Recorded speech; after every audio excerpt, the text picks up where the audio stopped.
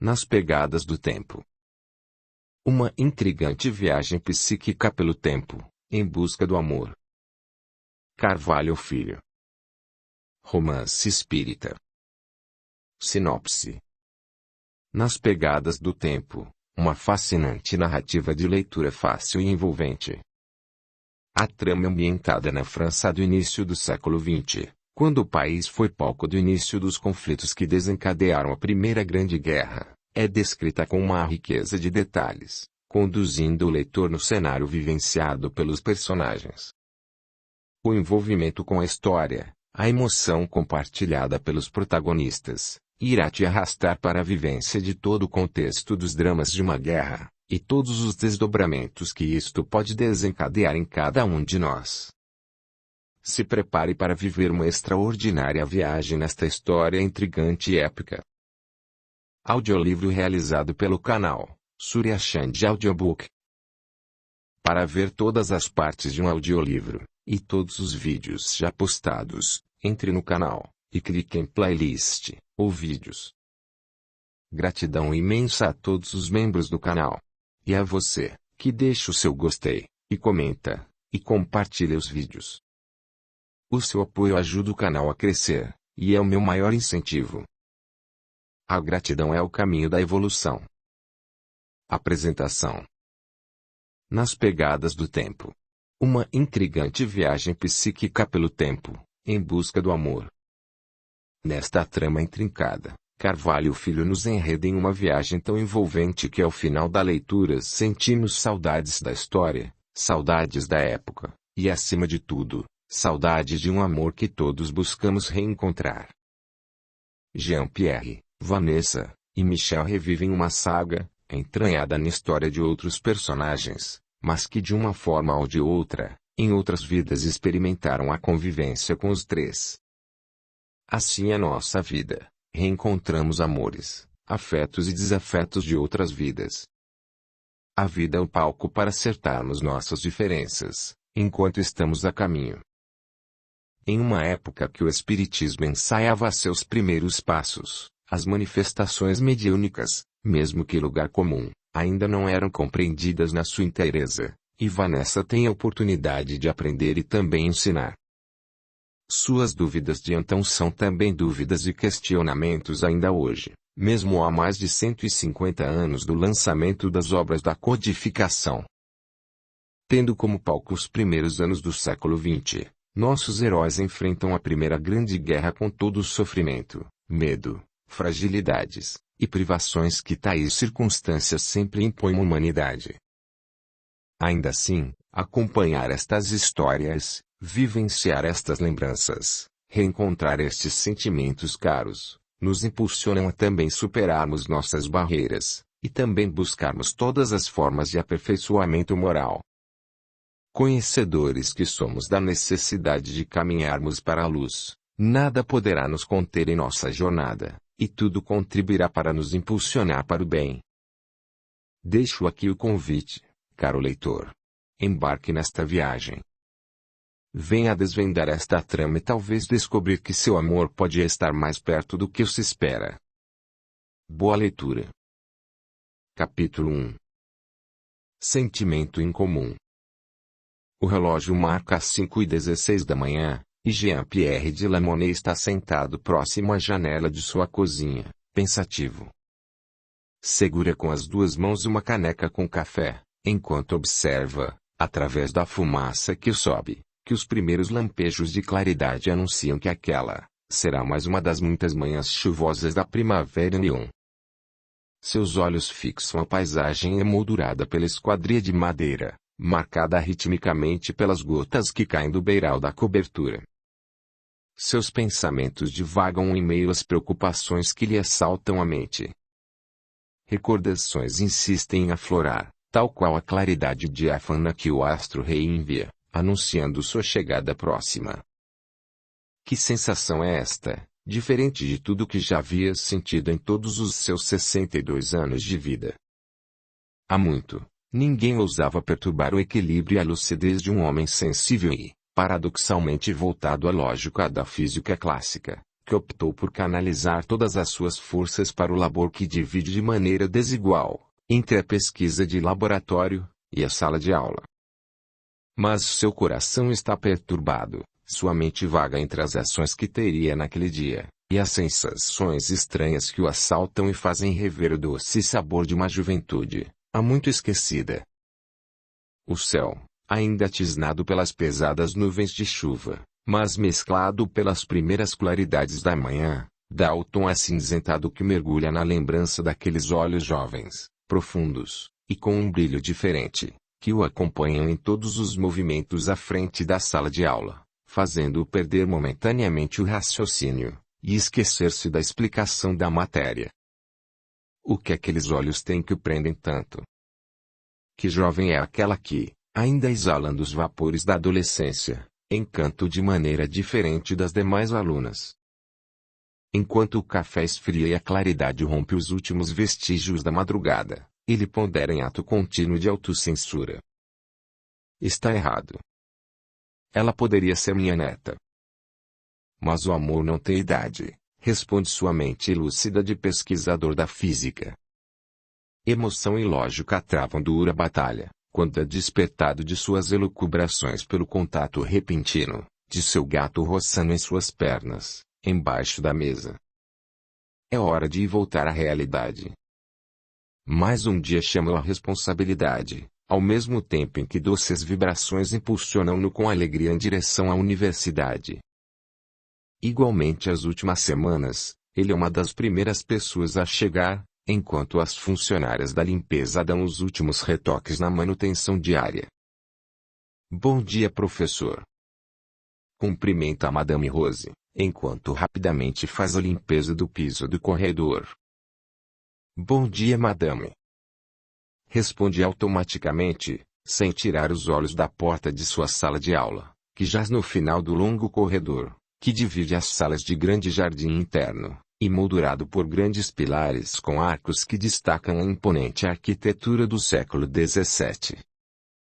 Enquanto a chuva ruidosa compõe a música de fundo, ele caminha rapidamente, criando com o ritmo dos seus sapatos, o som que ecoa por aquele ambiente solitário. A sala de aula vazia, a mesa, as carteiras. Ele olha a todo o ambiente.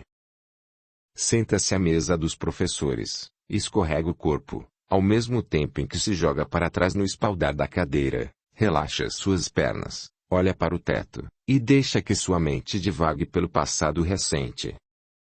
Recorda-se, que busca nas pesquisas de laboratório, um sentido para sua existência, marcada pela profunda solidão após a morte de sua esposa, em um trágico acidente, na porta da sua própria residência. As recordações diárias são como a reprise de um filme de horror, que o assaltam sempre que entra ou sai de casa. Muitas madrugadas foram varadas em claro, alternando momentos de profundos questionamentos e choros compulsivos de autoculpa por não ter podido fazer nada para evitar que a morte ceifasse sua companheira de tantos anos. Se ao menos ela tivesse lhe dado um filho, mas sua esterilidade não havia permitido. A melancolia profunda rasga seu peito, e causa um grande vazio que chega até a alma. Pergunta-se por que Deus havia permitido tamanha desgraça. Ele, que sempre fora um homem religioso, frequentava a missa todos os domingos, comungava, pagava o dízimo, e se confessava com regularidade. Porventura queria Deus testar sua resistência, ou castigá-lo por algum erro irrefletido. Jean-Pierre tem os olhos fixados na parede clara da ampla sala, quando de súbito, um ruído desperta-o. Monsieur Pierre. Hein? Oi. Sim. Desculpa, madame. Estava aqui mergulhado em meus pensamentos. Algum problema em que eu possa ajudar, monsieur? Desculpe, mas não. Estou apenas aguardando o início da aula. Mas, monsieur, hoje é sábado, a escola não funciona. Oh mon Dieu, é verdade. Como pude me esquecer? Desculpe minha distração. Levantando-se afadigado, junta seus pertences de maneira desajeitada, deixa cair alguma coisa, e rapidamente sai da sala. Já do lado de fora da universidade, Jean caminha próximo às paredes das construções. Lento e cabisbaixo, em uma vã tentativa de se esconder da chuva, que agora, cafina e fria. Bailando suavemente com o vento que corta o corredor formado pelas edificações imponentes da cidade. De vez em quando, olha em volta, como se buscasse aqueles olhos que poderiam estar escondidos no vão de alguma porta semiaberta, a espreitar os seus passos. Totalmente alheio ao que ocorre à sua volta, é despertado pela buzina estrondosa de um carro que, por pouco, não o atropela no cruzamento que ele avançou sem se dar conta do perigo. Imbecil, está querendo morrer? Gritou o motorista, colocando meio corpo para fora da janela do veículo. Aquela frase ecoou em sua alma, fazendo-o pensar na indagação. Provavelmente ele quisesse mesmo morrer, e colocar termo àquela vida que se tornou totalmente vazia e sem sentido após o trágico acidente. Novo ânimo surge dentro dele, com a possibilidade de arquitetar um plano seguro para deixar esta sua vida cruel. Daria um duro golpe no próprio Deus, que o condenará a viver o resto de seus dias naquela penúria emocional. Aproveitaria o final de semana para organizar seus documentos e seus instrumentos no pequeno laboratório improvisado em um dos quartos da casa. Afinal, partiria dessa vida de maneira a não levantar a mínima suspeita de suicídio, pois não queria que sua história de grande pesquisador fosse manchada por um final triste, melancólico e covarde. Também, não gostaria que estranhos tivessem o menor trabalho com o que restou daquela família que nem chegou a ser realmente uma família. Refletindo sobre as possibilidades, Jean chega ao portão de sua casa e, antes de abrir, olha para a rua, e mentalmente revê a cena do acidente, como se tivesse acontecido no dia anterior, o que dá a ele a certeza de que aquela escolha realmente seria a melhor. Profundamente angustiado, sob os 3 degraus que dão acesso à porta, onde seu gato, deitado no tapete, parece aguardar a seu retorno. O dia transcorre como qualquer outro, vazio e monótono.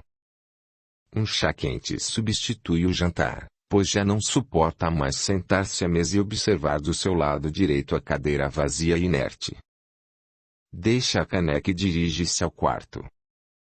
O leito ainda desarrumado testemunha mais uma, entre tantas noites insones que aconteceram nos últimos meses. Senta-se na borda da cama e começa a olhar o ambiente à sua volta. Está tudo do mesmo jeito que ela deixou, antes de morrer. Seus utensílios de beleza falam de uma mulher vaidosa, apesar da idade avançada.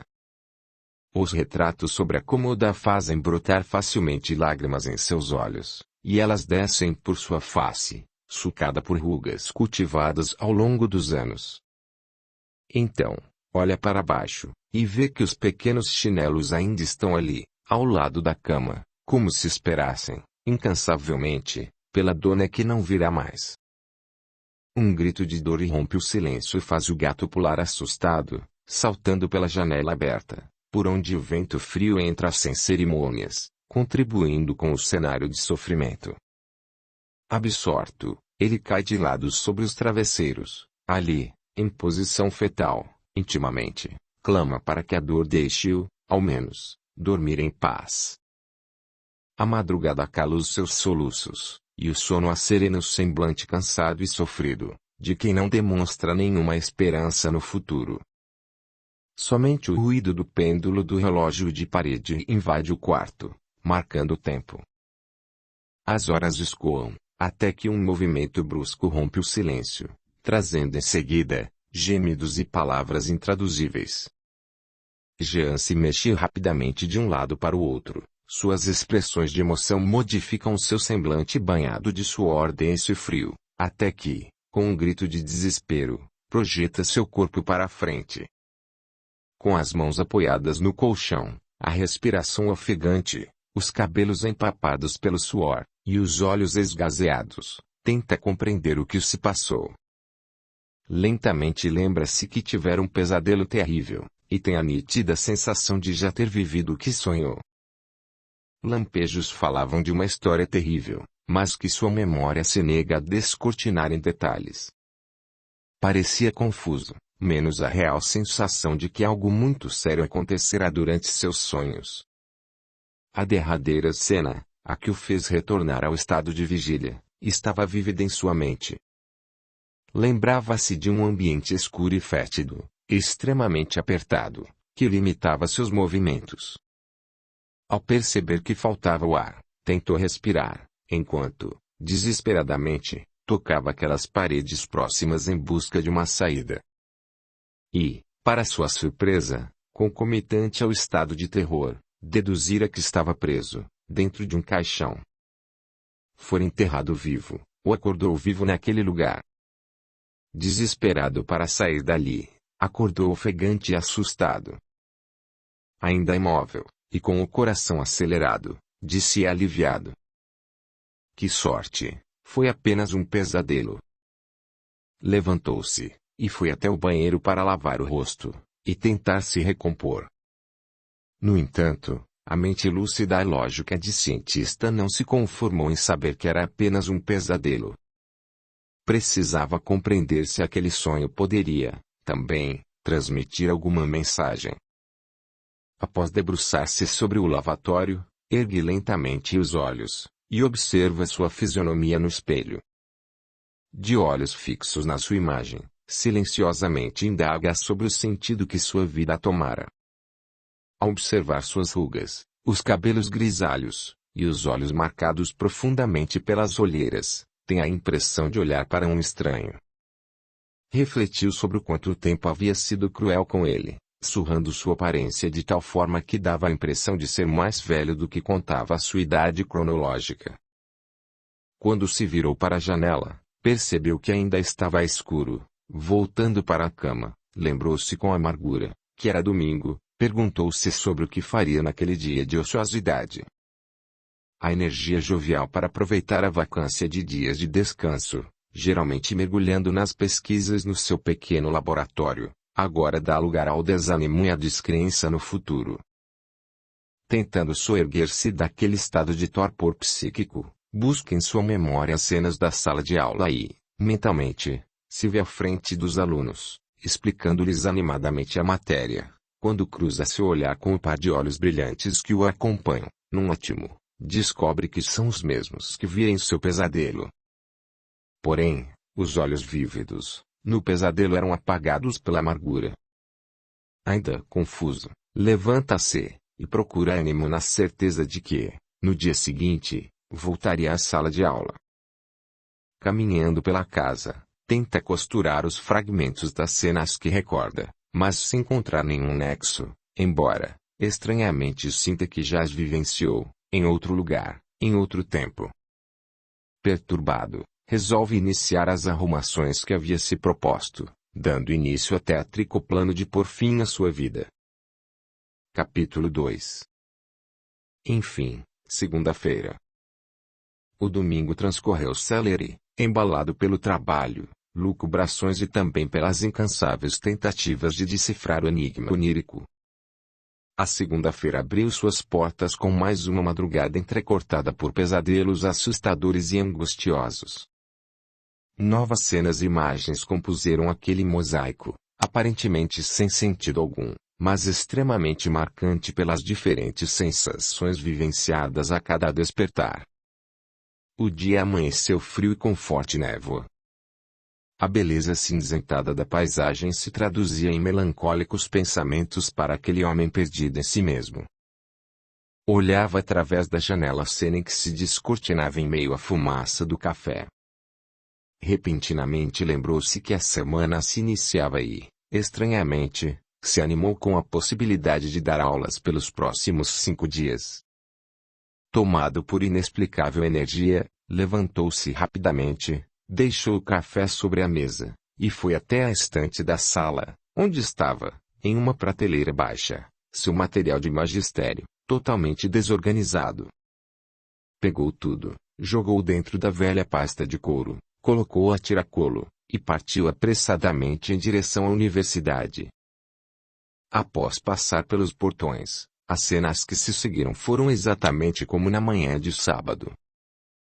"Bom dia, professor", antecipou alegremente Madame Rose, enquanto limpava o piso, ainda úmido pela cerração densa daquela manhã. "Bom dia, madame", respondeu, automaticamente. Mirando sua sala como um gato que fita sua presa, caminhou rapidamente pelo corredor praticamente vazio e adentrou na sala com alegria. Colocou a pasta sobre a mesa, dirigiu-se ao quadro negro e, tentando matar o tempo que antecedia a chegada dos alunos, começou a escrever fórmulas e desenhar gráficos. Concentrado no labor que fazia com esmero, foi tomado por uma espécie de choque silencioso quando uma mão tocou levemente seu ombro, seguida por uma voz suave e familiar. "Professor?" Sentindo a boca secar, virou-se rapidamente em direção àquela voz. Pálido, fixou os seus, naqueles olhos, que pareciam ler sua alma. Instintivamente, deu um passo para trás, encostou-se ao quadro negro que, aparentemente, tentava impedir sua fuga. Sem saber como reagir ou que falar, apenas respondeu: "Bom dia, Mademoiselle Vanessa." Estático e sentindo a sudorese fria que brotava pelos poros do seu couro cabeludo, jogou os braços para trás, e separou suas costas da parede, com as mãos espalmadas. "Me desculpe se o assustei, cheguei mais cedo, porque não tive uma noite muito boa, fui interrompida, ainda de madrugada, por sonhos estranhos. Então, resolvi vir e qual a minha surpresa? Encontro aqui o senhor, colocando no quadro a matéria de hoje." Sim, entendo. Cheguei mais cedo pelo mesmo motivo. Minha noite também não foi muito boa, aliás, minhas noites não têm sido nada agradáveis. Enquanto ouvia aquela voz suave que recarregava suas energias, descolou-se da parede, deu um passo para o lado, e dirigiu-se à mesa, onde depositou o giz sobre a pasta com seus materiais. Curiosa, Vanessa o acompanhou, indagando: "O senhor disse que não tem tido boas noites, é algum problema? Posso saber o que está acontecendo?" A preocupação de Vanessa e a insistência em questionar o que se passava, tornavam-na ainda mais encantadora e atraente. "Sim, quer dizer, não. Não é nada não.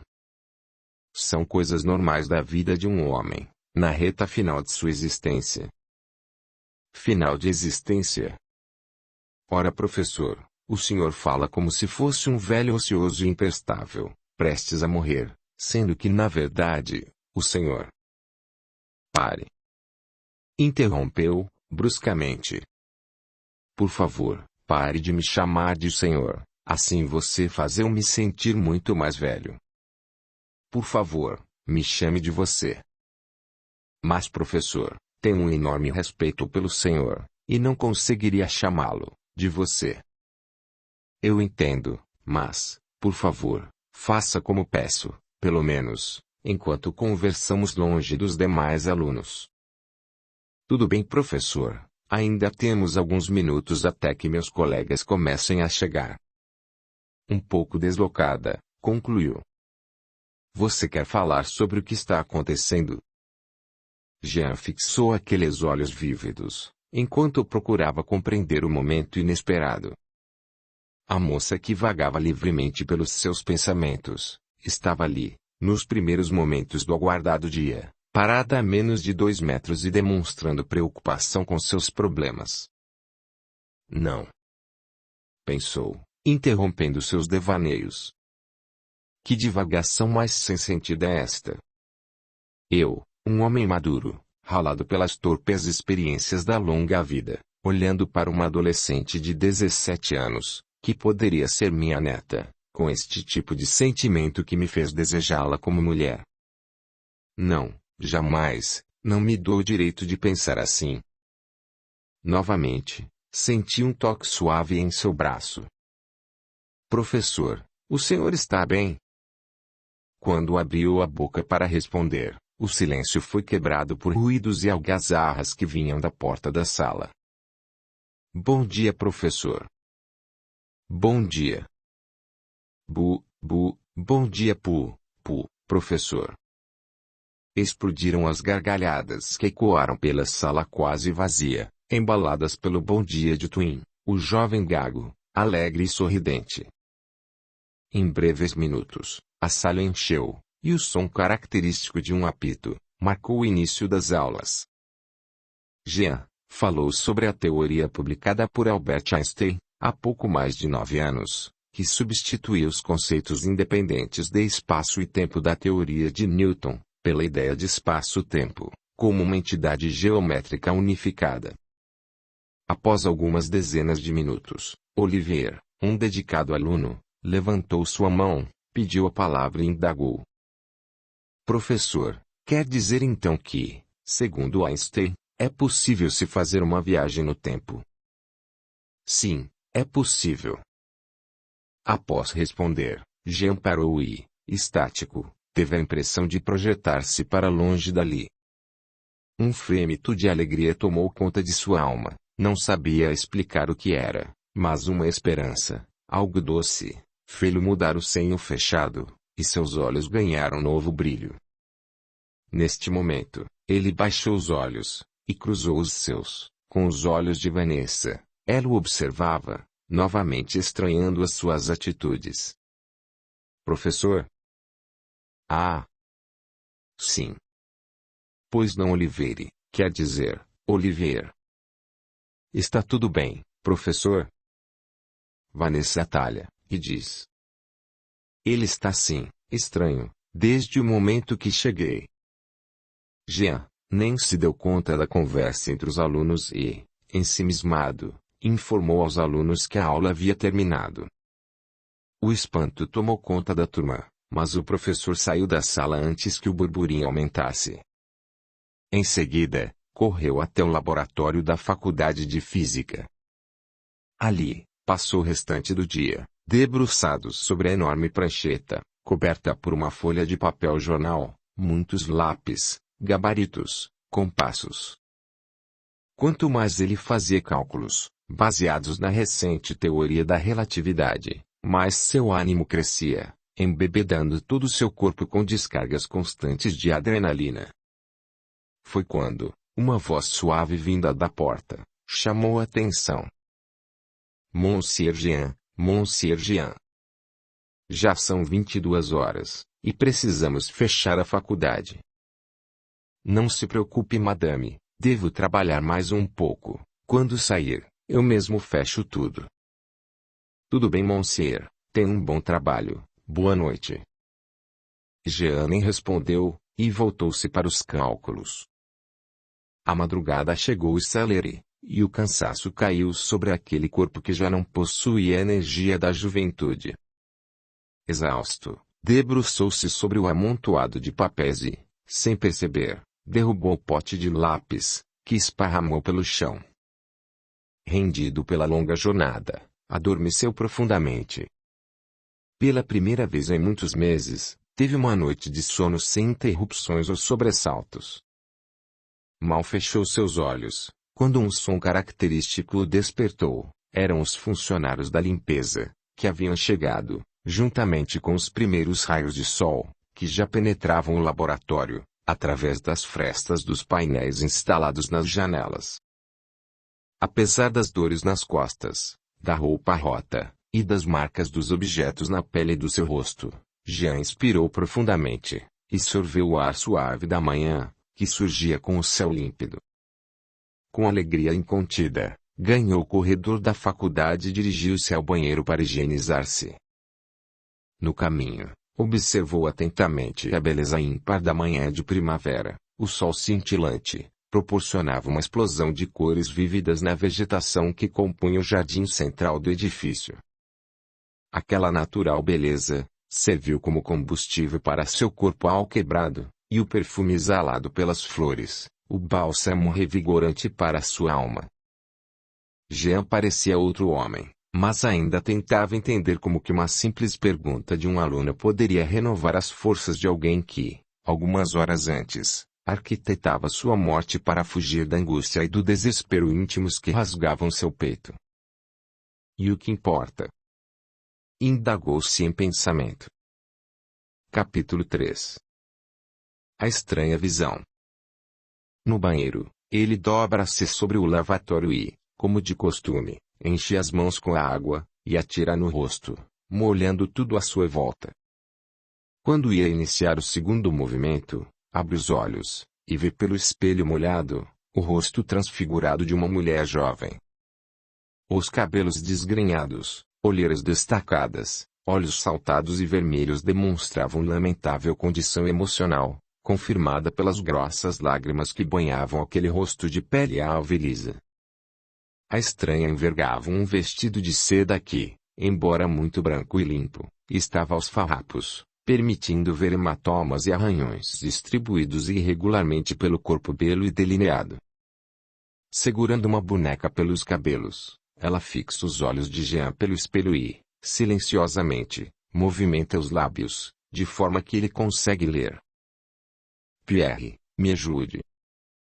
Aqueles olhos, aquele olhar, aquela expressão de dor. Tudo tão familiar.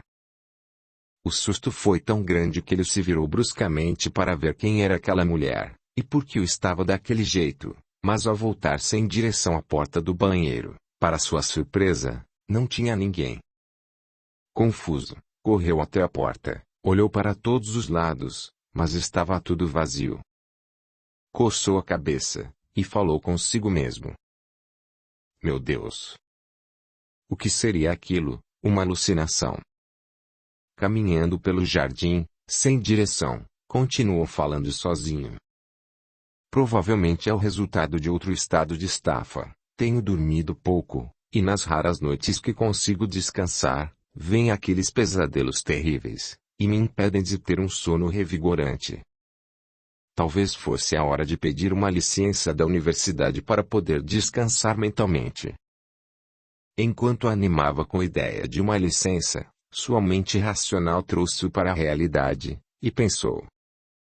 Licença para quê? Para ficar em casa me afundando cada vez mais nesse estado de angústia e melancolia. Parou, olhou para os lados, em seguida para o céu, e concluiu. É melhor aguardar o recesso de verão que não tarda a acontecer, afinal, será uma semana de descanso merecido antes de iniciar o planejamento do próximo semestre. Olhou em direção ao portão de saída, e caminhou até ele, ainda falando sozinho. Talvez uma viagem de trem até a Itália, uma visita aos sítios da antiga Roma, possam ser o bálsamo que preciso para acalmar meu espírito. Enquanto se deslocava lembrou-se que naquele dia sua aula começaria na metade da manhã. Então, decide ir rapidamente até a sua residência para tomar um banho revitalizante e um café.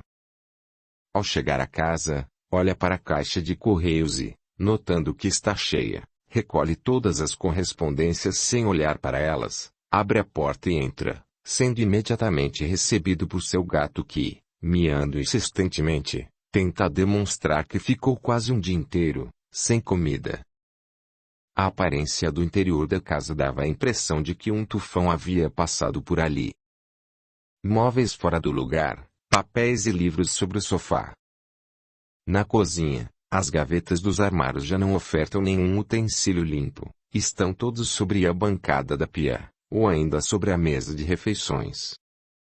Despreocupado, passa rapidamente os olhos pelos ambientes e segue para seu quarto, cruzando-o rapidamente em direção ao banheiro. Enquanto as lembranças tomaram de assalto sua mente cansada, ele abre o chuveiro e mergulha o corpo na água fria que, com o choque térmico, o traz de volta à realidade. Mais tarde, de retorno à universidade, Jean caminha pelo corredor, em meio aos alunos que, ainda gozando o intervalo das aulas, se reúnem em pequenos grupos de conversação, ou ficam encostados nas paredes, apenas assistindo aos que passam. Ao aproximar de sua sala, olha para Vanessa que, de costas para ele, conversa animadamente com um colega. Vanessa segura uma bolsa a tiracolo, e gesticula freneticamente com a destra. Ao se aproximar da dupla, ouve quando a jovem comenta. Eu corria desesperada tentando gritar, mas minha voz não saía. Bom dia, disse ele, interrompendo a palestra. Bom dia, professor. Responderam sorridentes, quase em uníssono. Vanessa está me falando sobre um sonho maluco que ela teve na noite passada. Antecipou Jacques, seu colega. Sonho maluco? Sim, professor, sonhei a noite toda que corria desesperada, buscava socorro para meu filho que corria risco de morte. Então, procurei por alguém que não conseguia ver o rosto, mas tinha a sensação de que era meu marido. Corri em sua direção gritando por socorro, mas ele mantinha-se de costas, nitidamente negando-se a me socorrer. Neste instante, senti que mãos me seguravam fortemente, me sacudiam e alguém gritava meu nome. Era minha mãe que, assustada por me ver conversando e mexendo freneticamente na cama, tentava me tirar daquele pesadelo. Enquanto ouvia aquele relato tão familiar, Jean buscava nas gavetas da própria memória algo que pudesse elucidar o mistério daquele pesadelo. Porém, mergulhado nas profundezas de seus pensamentos, entrou numa espécie de torpor, e fixou seus olhos, esgazeados, em Vanessa. Professor, o senhor está bem? Pergunta a aluna, assustada com o jeito que ele a encarava. Sim. Estou. Responde ele, sem piscar os olhos. O que houve? O senhor ficou pálido e estranho. Está acontecendo alguma coisa? O senhor está bem? Sim. Estou. Respondeu novamente, com o senho inexpressivo. O silêncio tomou conta dos três, mas, segundos depois, Jean pronunciou. Me dê licença, preciso organizar o início da aula. Virando-se em direção à sala, caminhou lentamente, com um olhar distante e sem emitir nenhuma palavra. Capítulo 4. Momento decisivo. O final de semana chegou, e com ele, um problema para Jean. Paradoxalmente a necessidade de descanso, novamente vivia a grande ansiedade pela chegada da segunda-feira. Por décadas, se dedicou à carreira acadêmica e às pesquisas. Foi um dos maiores responsáveis pela montagem do tão sonhado laboratório de física na faculdade. Passava horas mergulhado naquele ambiente, preferencialmente sozinho, mas desta vez foi diferente, oposto a tudo que vivera anteriormente, outra gigantesca força o atraía para a universidade. Os olhos de Vanessa. No domingo Jean acordou muito cedo, fugindo à regra. Não teve pesadelo. Dormira bem, acordara disposto, e respirava uma suave sensação de bem-estar. À mesa, observa a paisagem pela janela e sorve o líquido quente com maior celeridade, pois uma vontade estranha o impulsiona para sair de casa. Pouco tempo depois, desce as ladeiras em direção à universidade como fazia frequentemente, mas desta vez, para um passeio matinal pelas margens do Rives du Rhône. O rio que corta Lyon, vindo dos Alpes suíços, trazendo em suas águas a história da cultura greco-romana. Naquele dia em particular, seu curso estava cheio, devido ao derretimento do gelo nos Alpes, fenômeno característico da época do ano. Como um autômato, chega até o rio, sob 200 metros pela sua margem direita, e para. Então se vira, e observa do outro lado a imponência do prédio da universidade. Em seguida, olha para a água, inspira lentamente a brisa matinal, e sorri. Instintivamente, volta-se, e desce em direção ao encontro dos rios Rodano e Saône, local que oferece um espetáculo ímpar, quando as águas claras do Rodano descem em paralelo às águas escuras do Saône, por quase 2 quilômetros. Intimamente, o professor sente-se 40 anos mais jovem, anda com altivez, observando a paisagem iluminada pelo som de primavera, que prenuncia a chegada do verão. Ao cruzar a ponte que leva à estação de trem Gare de Lyon-Perranche, vira-se para a esquerda, e tem a percepção de que ali, no passado, aquela região foi palco de importante acontecimento. Uma quarto de hora depois adentra o Parque dos Bancos Sul, próximo à junção dos rios. Sem destino, caminha lentamente até sentir um vagado e ter a impressão de vivenciar um momento no pretérito. Olha para os lados e vê que o parque está totalmente diferente. Os equipamentos urbanos deram lugar a um campo aberto, apenas forrado pela vegetação baixa e típica, e o rio avançava, empurrando as margens alguns metros adentro. Porém, sua emoção naquele momento era a mesma desde que acordou. Uma íntima alegria dava conta de que aguardava por alguém, mas não sabia quem. Confuso, ele olha novamente à volta, observa as poucas construções, em seguida se detém por algum tempo no rio, até que os gritos de uma criança o despertam daquela espécie de sonho. Imediatamente, ele procura pela criança e vê a regular distância uma jovem senhora que caminha rapidamente atrás de um menino, que corre pelo parque, gritando alegremente. Ao observar aquela cena, profunda angústia contrapôs a toda a alegria e amizade de minutos atrás. Ele tem agora a nítida sensação de ter perdido algo extremamente valioso, porém, não naquele tempo, mas no passado. Frustrado, e sem compreender o que se passava, abaixou-se lentamente, até sentar-se na grama ainda úmida pelo orvalho da noite. Olhou para o rio, e ficou observando suas águas passarem lentamente. Ainda apreensivo, vira-se novamente para a criança que já corria a regular distância, e deixa que lágrimas banhem seu rosto. Entristecido, olha para o céu, e solta um grito de dor, esbravejando em seguida. Deus, por quê? O que quer de mim? Por que me faz sofrer tanto? Atônito, abaixa a cabeça, apoiando-a sobre os braços, olha para o chão e chora convulsivamente.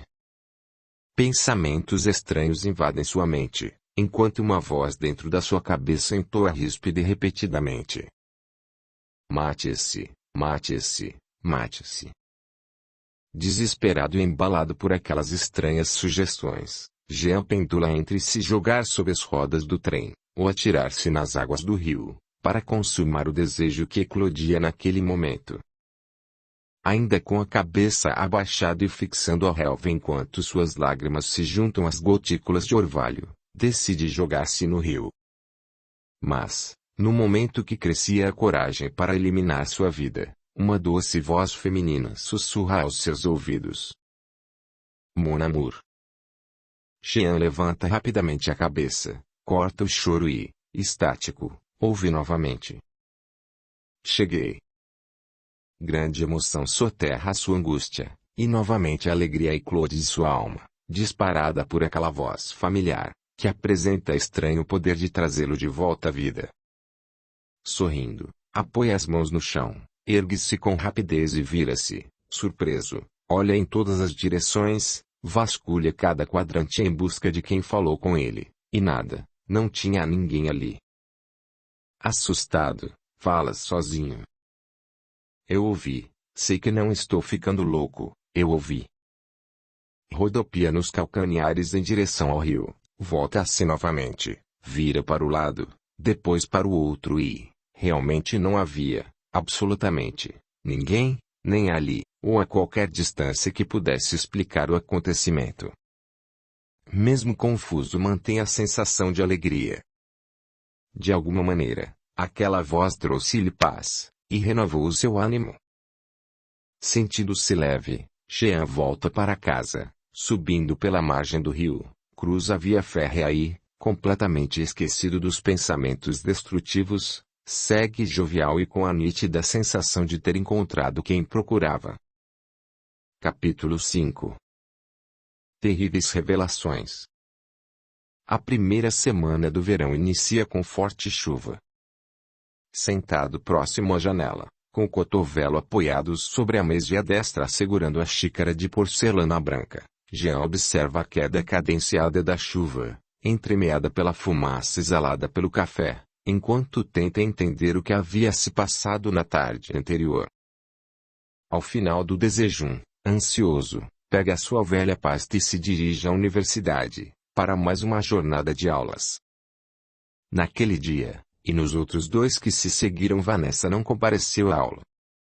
Preocupado, mas sem deixar transparecer, Jean busca informações indiretas sobre o paradeiro da aluna, visto que eram os últimos dias de aulas, e como tal, haveria provas, e ela, certamente, correria o risco de ser reprovada, caso não comparecesse. Apesar dos quase 40 alunos, a sala parecia vazia, o professor estava deslocado, incomodado e pensativo. Os últimos dias da semana foram desgastantes e difíceis. Ele mal conseguiu aplicar o conteúdo, e sua preocupação já era notada por todos.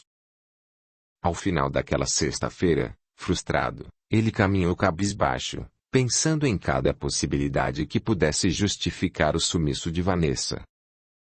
Se ao menos soubesse onde ela mora, poderia ir até lá com alguma boa desculpa, e descobrir o que aconteceu.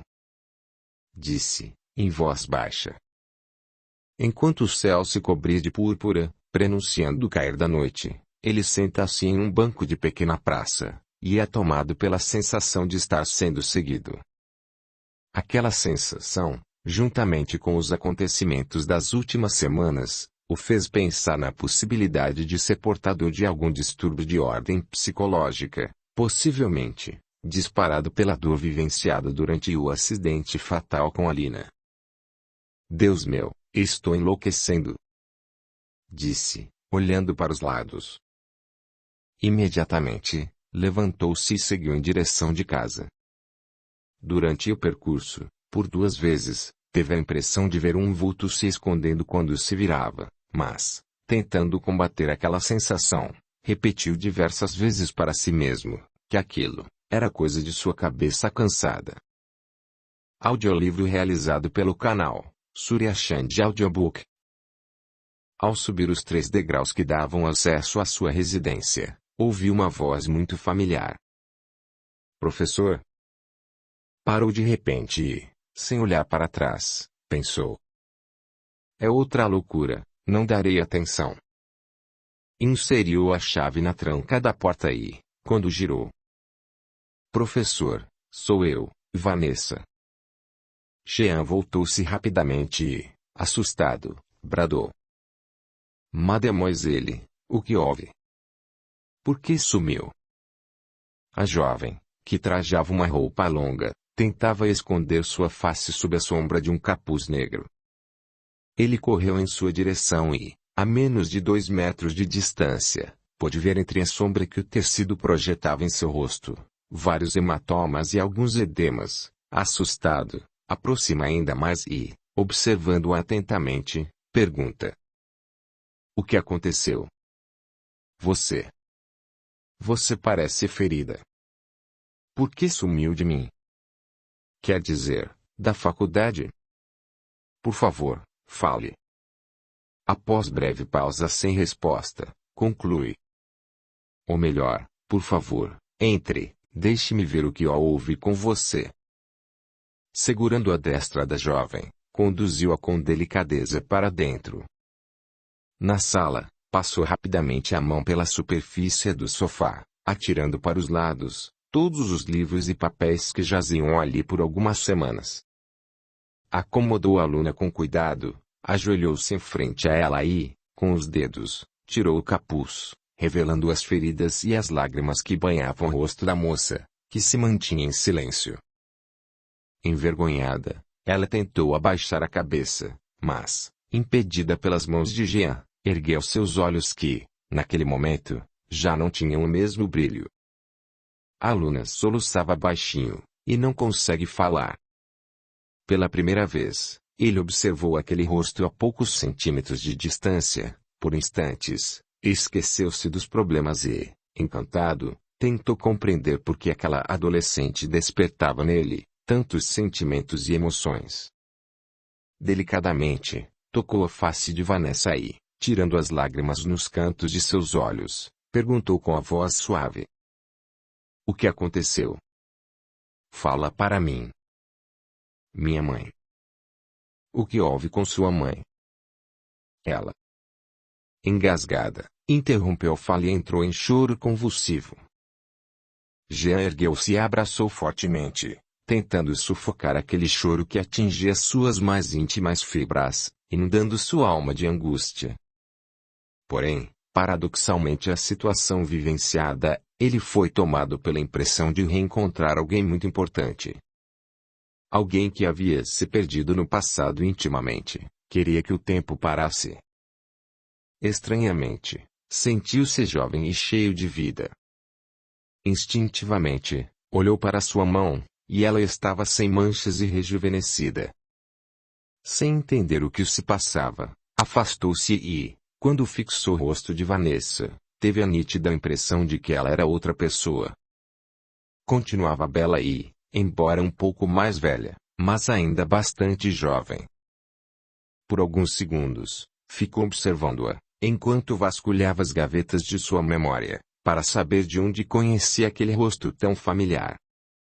Mas qual foi o seu horror, quando recordou que estava ali, a mesma mulher que viu pelo espelho do banheiro da faculdade, porém, sem os hematomas e edemas. Jean empalidece repentinamente, e a adrenalina proporciona gosto amargo na boca. De olhos esgazeados, fixa o rosto da jovem, quando uma voz distante que aumenta gradativamente, chama-o de volta à realidade. Professor, professor, o que houve? Hã? O que? Onde?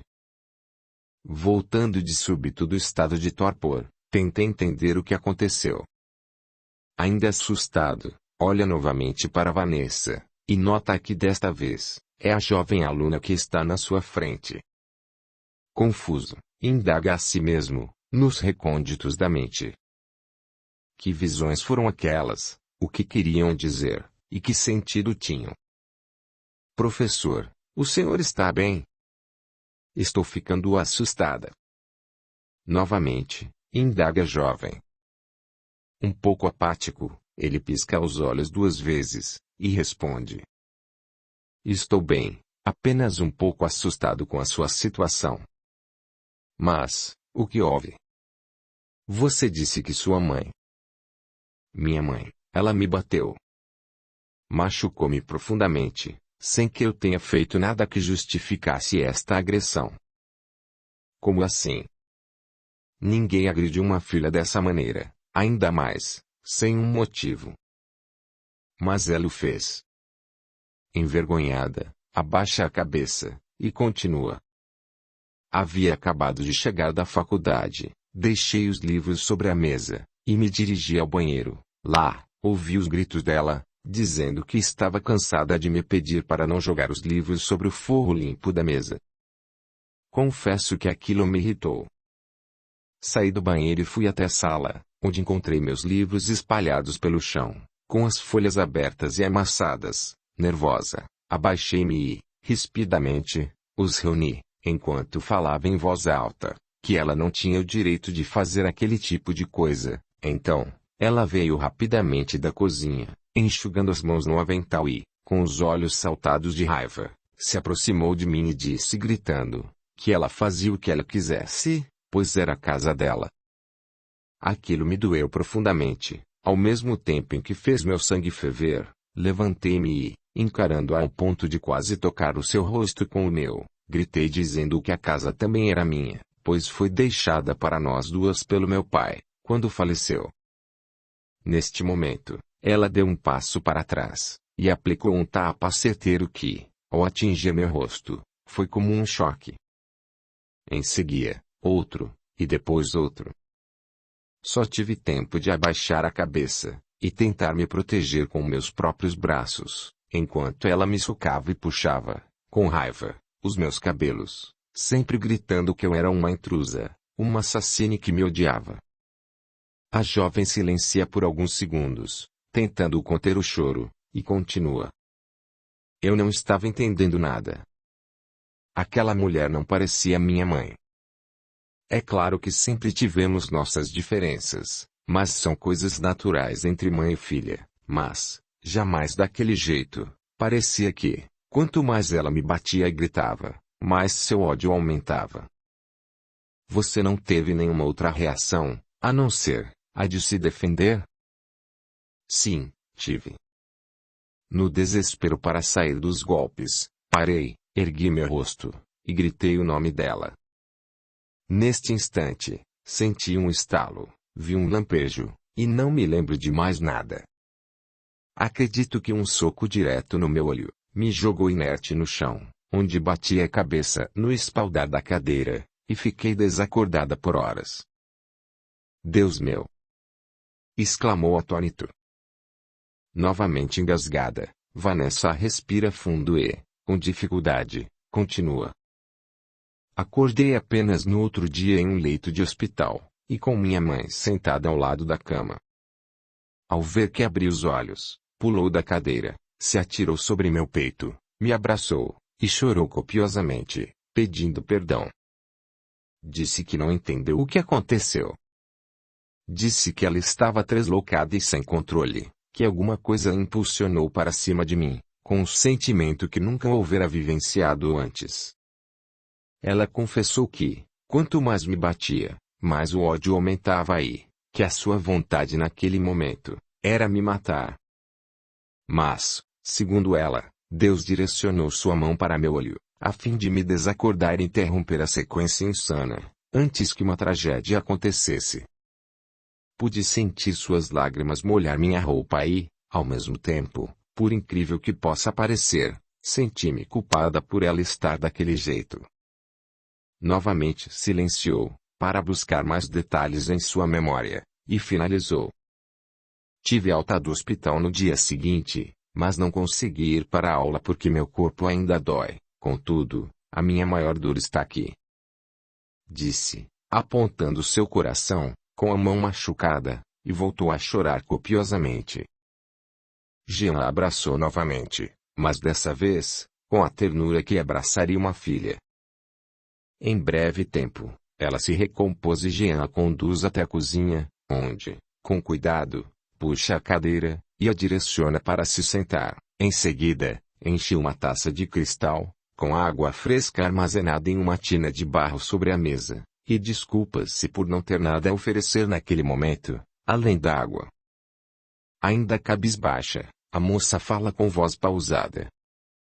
Sabe, mesmo que minha mãe tenha se desculpado, estou com medo de voltar para casa.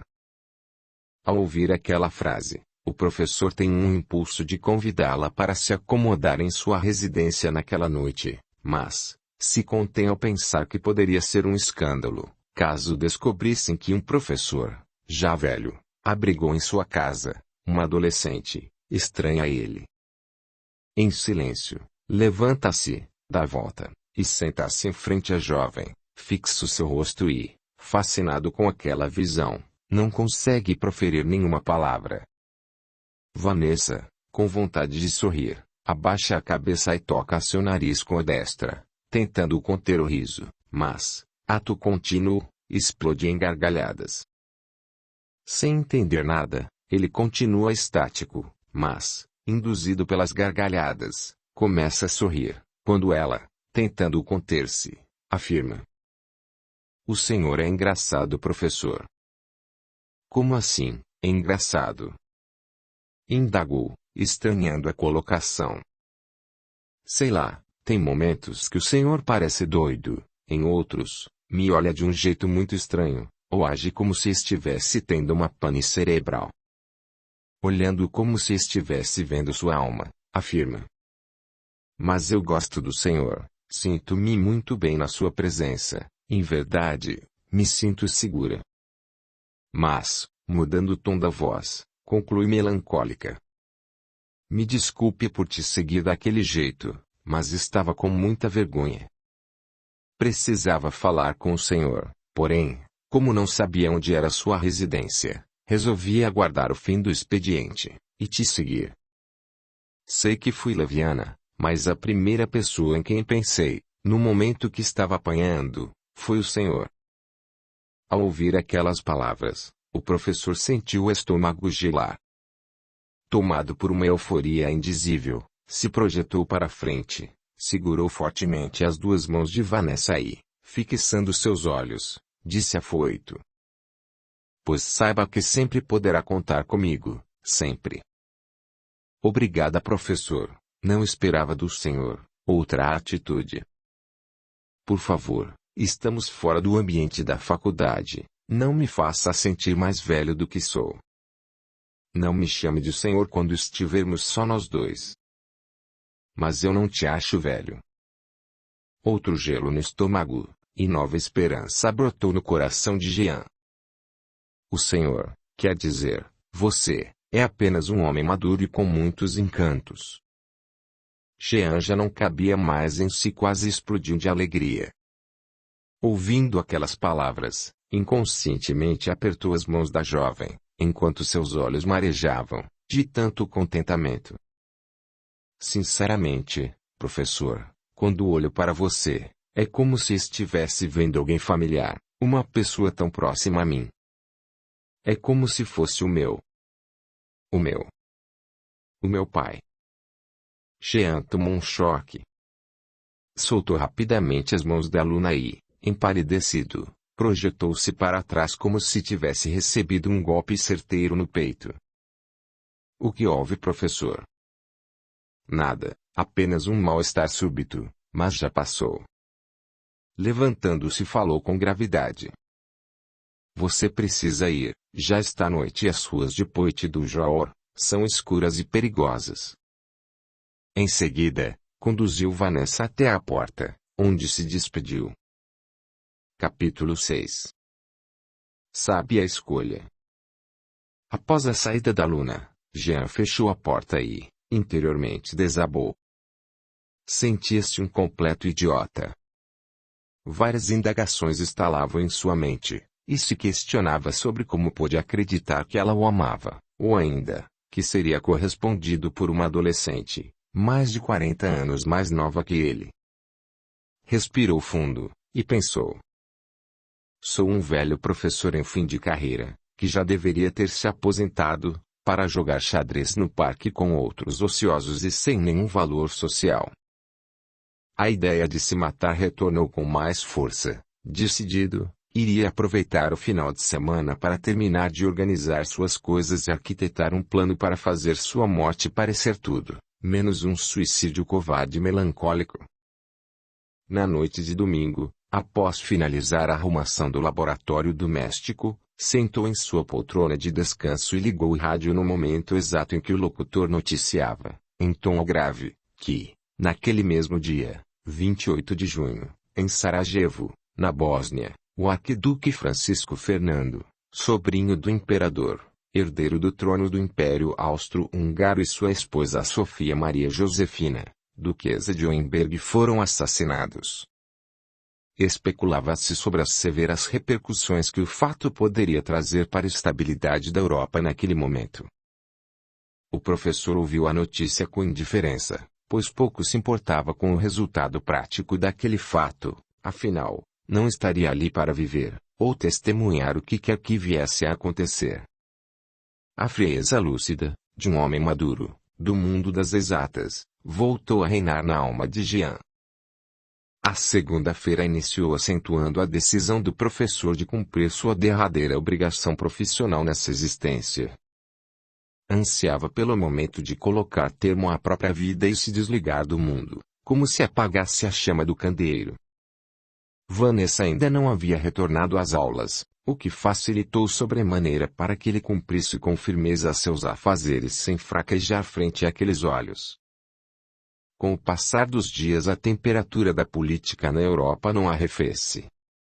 As notícias eram preocupantes e movimentavam as rodas de conversas nos cafés de Lyon.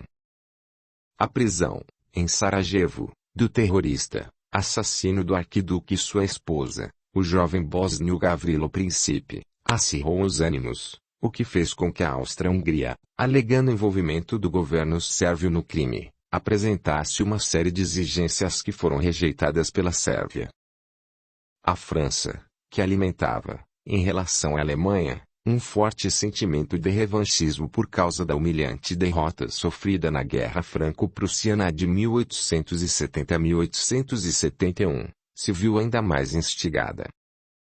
Embora os jornais ainda não houvessem confirmado a veracidade de algumas notícias, entre os militares, os assuntos discutidos com privacidade e cuidado davam conta de uma crise sem precedentes, e que poderia arrastar vários países para um conflito armado. Os generais e políticos dos países que faziam parte da Tríplice Entente se movimentavam em intermináveis reuniões secretas, o que aumentava ainda mais a tensão entre os populares. A universidade foi tomada pelas notícias e especulações que, paradoxalmente, passaram a preocupar Jean. Ao chegar em casa, foi até a cozinha tomar um pouco de água. Com o copo na mão, encostou-se no pequeno móvel, que servia de base para a tina, e entrou em profundas reflexões.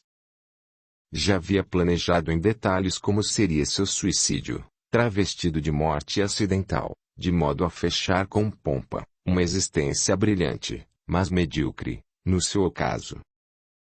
No entanto, não queria terminar sua vida em um momento de amargura e melancolia, mas de lucidez e produtividade. Por isto, ainda não havia planejado o dia que se precipitaria em direção à morte. Faltava-lhe coragem.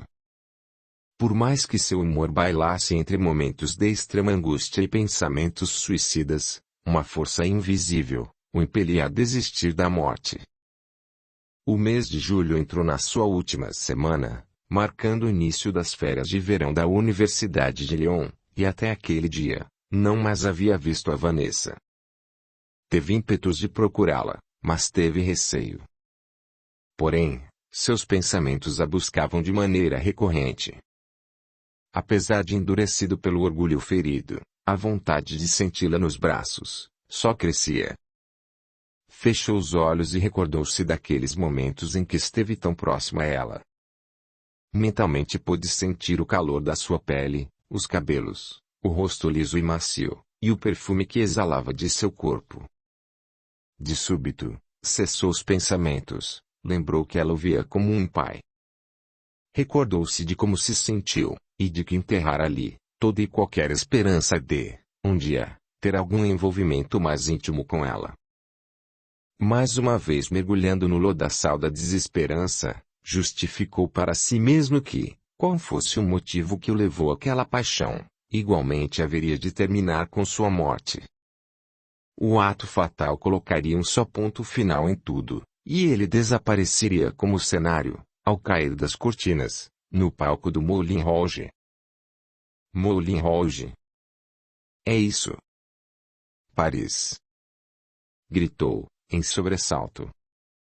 Rapidamente deixou o copo de lado e foi em direção à sua sala, cantando La Montagne em voz alta, enquanto bailava e rodopiava, observado pelo seu gato, deitado sobre a mesa.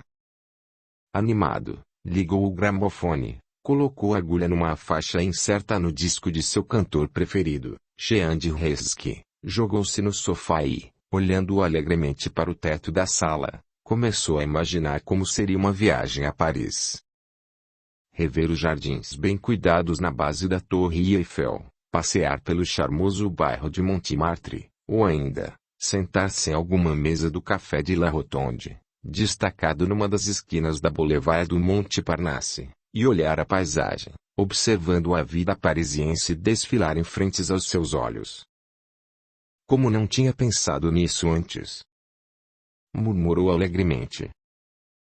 Solicitou que Madame Mary, sua vizinha, cuidasse do seu gato e, já no seu primeiro dia de férias, embarcou na estação Lyon Partideu em direção a Paris. Às quase 3 horas de viagem até a capital francesa, permitiu que ele pudesse relembrar dos doces momentos em companhia de sua esposa Lina, quando viajaram de férias e passaram por ali, naquela mesma linha férrea, com o mesmo destino, observando a bucólica paisagem que se descortinava paulatinamente, pelo movimento suave do trem. O simples fato de sair de Lyon fez com que a ideação suicida e as amarguras que reinaram nos últimos meses fossem imediatamente substituídas pelos planos para Paris. Saltando na Cidade Luz, com muito entusiasmo, tomou o primeiro bonde em direção ao centro da cidade, a fim de encontrar uma pensão barata para se hospedar. O ar de Paris, instantaneamente, fez muito bem àquele homem que, em momentos fortuitos, já se pegava fazendo planos de trabalho para o próximo semestre na universidade.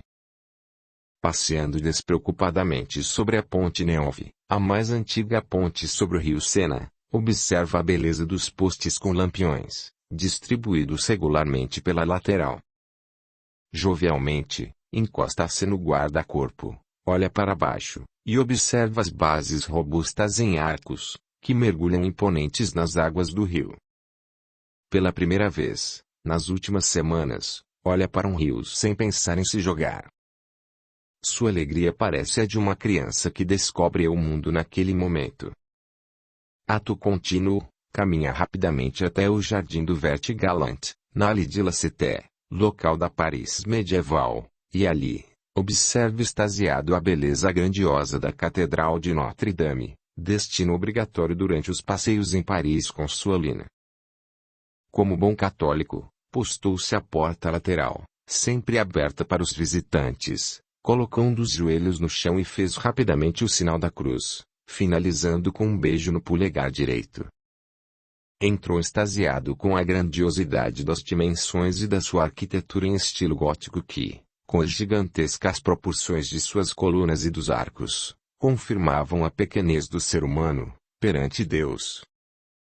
Revezando sua atenção entre o teto e o altar-mor, caminhou lentamente para a fileira de bancos, logo à sua frente, onde observou encantado, a escultura descida da cruz, ladeada pelas estátuas de Luís XIII e Luís XIV, ajoelhados. Fortemente atraído pelo magnetismo daquele altar, sentou-se no quinto banco, fechou seus olhos e refletiu. Há quanto tempo não me recolho para falar com Deus? Em verdade, Deus havia sido tirado da sua vida desde a morte de Lina. Revoltado com o acidente, havia se apartado da divindade em atitude de protesto por ele ter permitido tal desgraça. Mas ali, mergulhado no psiquismo daquele ambiente de reflexões profundas, lembrou que comungava todos os domingos na Catedral de Lyon, confessava-se com regularidade e, não poucas vezes, era participante das procissões da Semana Santa, e sentiu no âmago de sua alma que precisava reconciliar-se com aquele que sempre foi o sustentáculo de suas lutas diárias. Sentiu-se invadido por uma espécie de bálsamo divino, que percorreu todas as células de seu corpo, convidando-o a retornar para o seio de Maria. Refletindo profundamente sobre as atitudes que precisava tomar a partir daquele momento, encarou os últimos acontecimentos, como um sinal de Deus, para sua renovação. Intimamente refeito, deixou que uma lágrima escapasse dos seus olhos cerrados, transbordando suas aflições e abrindo a oportunidade de reeditar sua vida. Sentiu que, no fundo, nunca quis se matar, buscava apenas uma saída para suas dores. Fora um homem honrado, esposo correto e amoroso, professor dedicado, e que viveu com a alegria de alguém que tinha uma missão, ao invés de uma obrigação e, finalmente, decidiu que não iria encerrar essa existência, com um ato tão covarde e hediondo, contra sua própria vida. Encerrando suas reflexões, levantou-se do banco e ajoelhou-se no piso frio, abaixou a cabeça, cerrou seus olhos, e pediu forças a Nossa Senhora, para não fraquejar. Capítulo 7. Encontro providencial. Mergulhado em suas orações, Jean perdeu a noção do tempo. De repente, um toque suave em seu ombro direito, seguido por uma voz sussurrante quase aos pés de seu ouvido, chamou sua atenção. Professor, o senhor por aqui? Virou-se rapidamente e, assustado, disse em um frêmito que ecoou por toda a nave. Você? Pensando melhor, indagou. Mas, quem é você? Nunca o vi na universidade. E esse uniforme militar? Com a voz muito baixa, quase sussurrando, o jovem redarguiu. Desculpe-me se te assustei, sou Michel, o único irmão de Vanessa, sua aluna. Ela me fala muito do Senhor. Fala de mim, para você? Perguntou, desconfiado. Sorrindo, o jovem militar respondeu. Para mim, e para minha mãe. Ela nos conta tudo o que acontece nas aulas, diz que o Senhor é um homem fascinante, e que o admira muito. Após breve silêncio reflexivo, continua. Já os vi conversando na porta da universidade por 2 vezes, enquanto fazia patrulha com meus soldados pela região do Rio Ródano. Sirvo como tenente, numa base do exército francês em Lyon, e estou muito honrado em poder conhecê-lo pessoalmente. Com os olhos brilhantes, o professor indagou.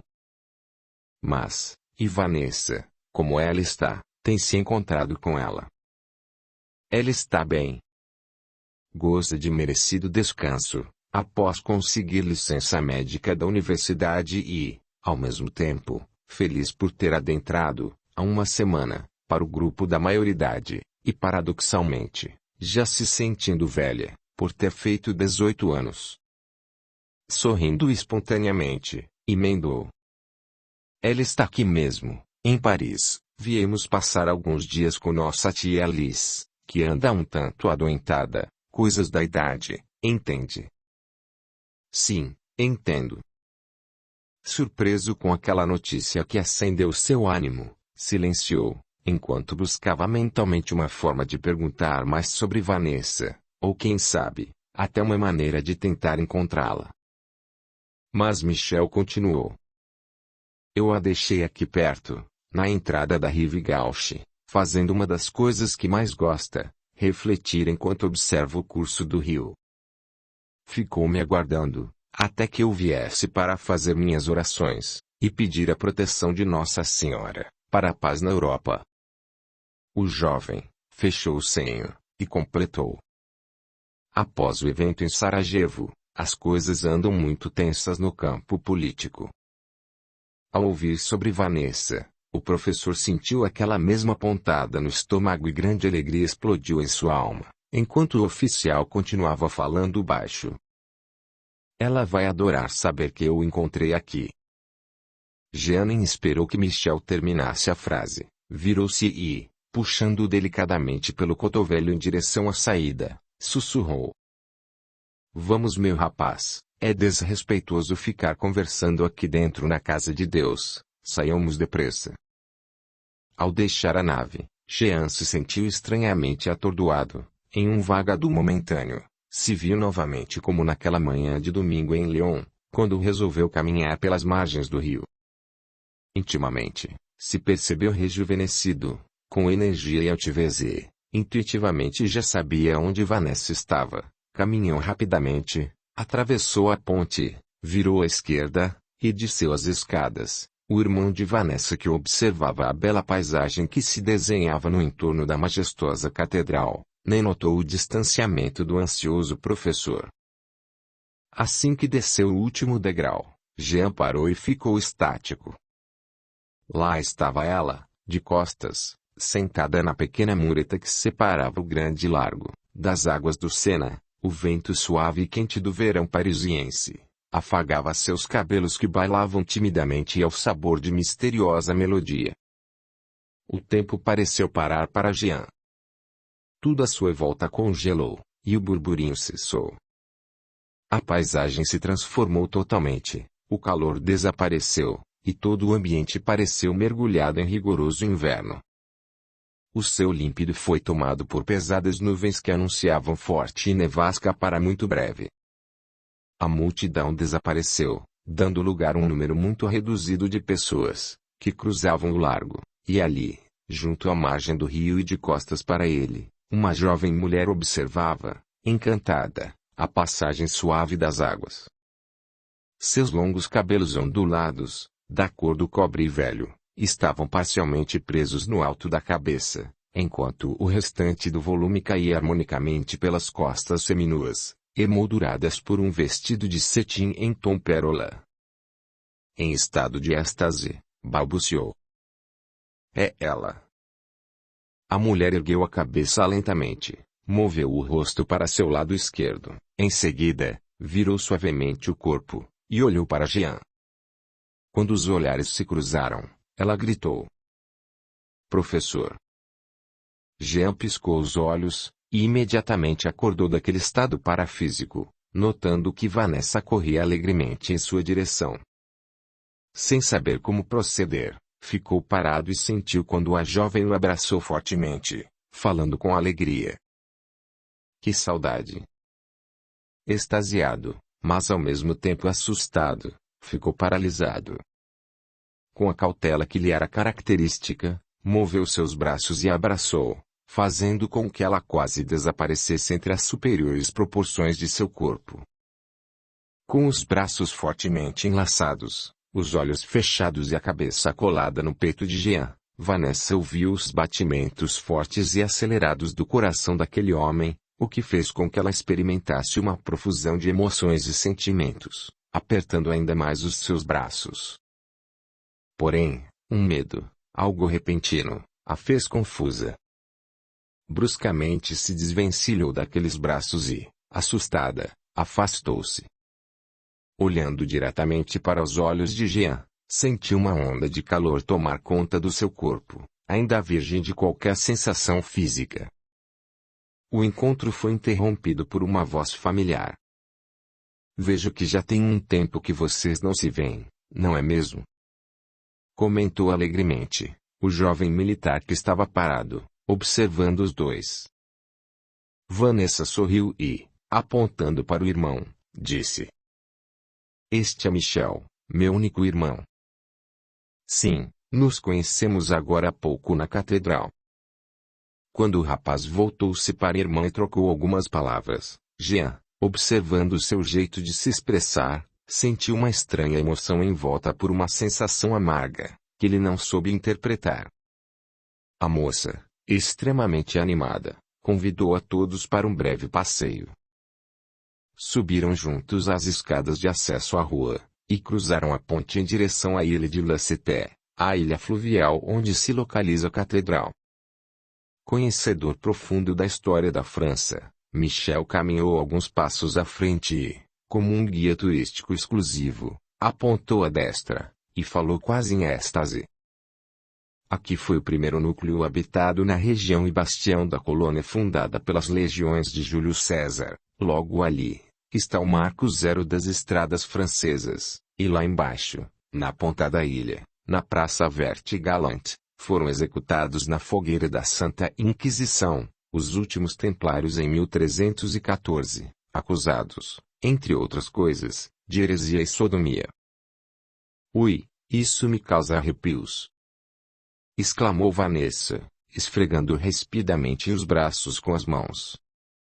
Pois a minha irmã, caminhando por esse local respiramos história. Muita coisa importante foi vivenciada nesta região. Muitas pessoas caminham por aqui, totalmente alheias de que pisam no mesmo lugar onde diversos acontecimentos determinaram a paz que vivemos nos dias de hoje. Particularmente para mim, isto tem uma importância grandiosa, pois não sei porquê, mas guardo um encantamento por essa região. Faço questão de visitar a ilha, e entrar na catedral, sempre que venho a Paris. Posso imaginar meu jovem, apenas vendo o brilho em seus olhos. Um dos momentos que mais me marcou aqui, aconteceu há 5 anos, quando, ainda cadete do exército, presenciei a inesquecível beatificação de Joana d'Arc. Deve ter sido lindo, meu irmão.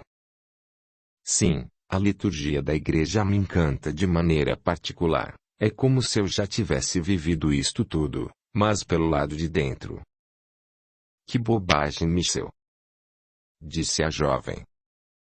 Isto é apenas uma preferência, por gostar do assunto. Naturalmente, você se lançou a estudar e dedicar-se. Desta forma, desenvolveu mais paixão. Lembro-me bem quando éramos mais jovens, e você colocava a camisa branca de papai, dizia que era uma batina, e ficava querendo que eu me confessasse. Sorrindo abertamente, o irmão de Vanessa redarguiu.